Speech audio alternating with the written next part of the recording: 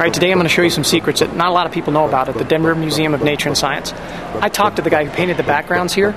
They're the dioramas that you see when you go to the history museums. And instead of putting a signature on the background, which you really can't do because it's a history museum, he painted little elves. So I'm going to show you where some of these little elves are. But I think it's kind of cool, man. I talked to the guy over the phone about 5 years ago, and there's still a couple of elves that nobody knows about.